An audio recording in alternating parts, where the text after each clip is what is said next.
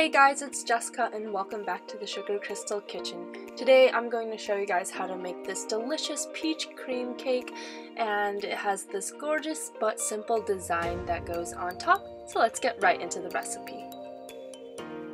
To begin, into a stand mixer, pour in about 2 cups of heavy cream, and we're just going to whip this with the whisk attachment until it's frothy, and then we're going to add in about a 1/4 cup of granulated sugar and a splash of vanilla extract, and then we're just going to whisk this up until it reaches stiff peaks. Next, in a separate bowl, we're just going to take some room temperature cream cheese, 4 ounces of it, and whisk it until it is nice and soft. And then we're just going to incorporate our sweetened whipped cream into it with our whisk, and then I just switched over to my spatula to avoid over mixing and deflating our cream. Next, here I just have 2 pre-baked 6-inch Genoa sponge cakes, and I'm just going to trim off the top layer because we don't want that brown crust on top. And then I'm just taking my serrated knife and slicing both cakes into 2 layers.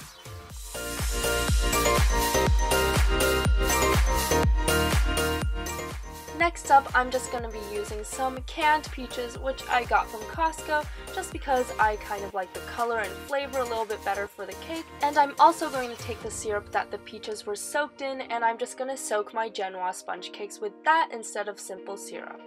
So why do I soak my Genoa sponge cakes with syrup? Whenever it comes to Genoa, you always have to soak it just because it is a very dry cake, and this will just moisten it up. Now to begin assembling, I'm just taking my bottom layer of Genoa sponge cake and placing a dollop of that cream cheese whipped cream on top, and taking my mini offset spatula and spreading it until it's nice and even.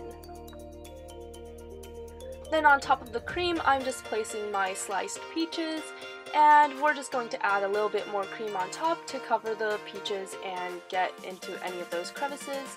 And then right after that, just place another layer of Genoa on top and lightly press it down to adhere. And then we're just going to repeat this process 3 more times. Cream, peaches, more cream, then cake.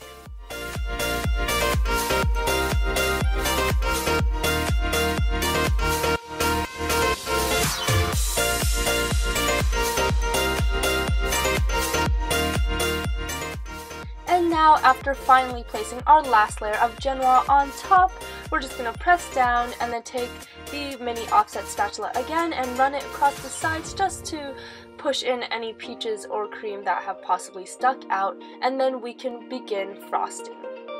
So whenever it comes to frosting cakes, you always want to start with cream on top, just because while you're trying to smooth out the top, the excess is going to drip over the sides, and you don't want to start with the sides, then do the top, and then have to do the sides again. So we just want to start with the top and then gradually work on the sides, adding more cream if necessary until we coat the entire circumference. Then once you have fully frosted your cake and you think you are happy with it, go ahead and take a large offset spatula and your mini offset spatula at an angle to slide your cake onto your serving plate. Now at this point, I'm just going to do that modern design I had in mind on top of the cake.